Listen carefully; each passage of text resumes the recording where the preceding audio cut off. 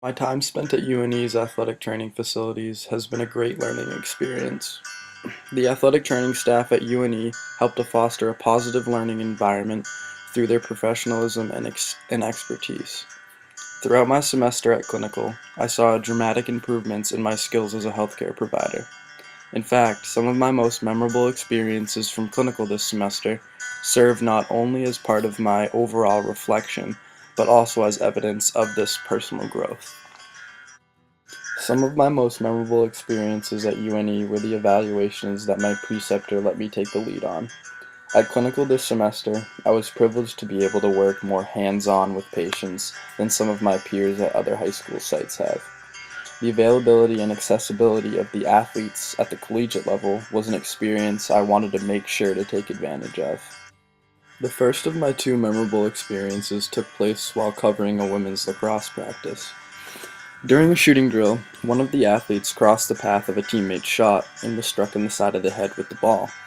The athlete lowered herself immediately to the turf, where she grasped her head and was visibly in pain. Within seconds, my preceptor and I were sprinting from the sidelines to the injured athlete. On the field, my preceptor started the assessment by evaluating the athlete, calming her, and checking her vitals. When my preceptor confirmed that the athlete was in no immediate danger, she then turned the evaluation process over to me. After assisting the athlete to the sideline, I began a sideline concussion assessment. This was the first time I had conducted a full head evaluation since my CPE 2 months prior, and the first ever head evaluation of a patient with a known mechanism of injury and chance of concussion. I did not have a SCAT 3 to guide me, however under the supervision of my preceptor, I followed what I remembered.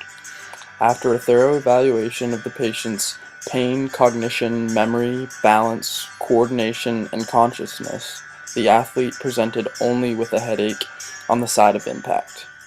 We kept the athlete on the sideline and conducted a second follow-up eval 15 minutes later. The results of her follow-up assessment were similar to the first, with some increased intensity of her headache and the onset of a little nausea. With the symptoms presented, we did not allow the athlete to return to play that day. I explained to the athlete that we would have her take impact testing to confirm the suspicion of a concussion. Even with the mild symptoms, such as the headache that we found initially, I found out the following day that the athlete had actually failed her impact testing.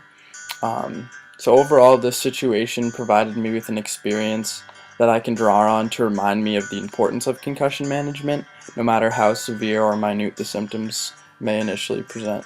My second memorable experience at UNE this semester was completing my ankle CPE. The ankle CPE was a more memorable experience for me than my other CPEs because I was able to perform it on an actual patient. The patient I evaluated was an off-season soccer player. As I took a thorough history and observed the injury, I discovered that the injury occurred 4 days earlier and that the patient had already gotten x-rays and that they had come back negative. There was a considerable amount of swelling and bruising over the lateral aspect of the patient's left ankle. From just my history, knowing the mechanism of injury to be an inversion of the foot, and knowing that there was no fracture, I could accurately diagnose a lateral ankle sprain.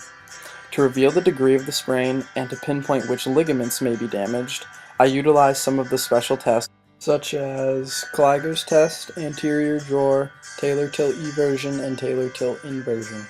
What I valued most from this evaluation was carrying out the rehabilitation and treatment plan with the athlete. We treated the sprain daily with modalities such as game ready to ice and ultrasound to promote healing. I also regularly gave the patient an edema massage to try to reduce the swelling and increase range of motion. The athlete progressed from biking to light jogging to hopping and to eventually participating in a soccer match just 3 weeks after the initial injury. Not only seeing this athlete's recovery, but being a part of the process is what left a positive, lasting impression on myself. I also thoroughly enjoyed getting to know this athlete to the point where I felt that they truly trusted my care. Being able to gain this trust of this specific athlete was an opportunity I wouldn't have had was it not for my clinical experience at UNE. For this I'm very grateful, and I really appreciate the opportunity to be able to learn and grow while at this clinical site.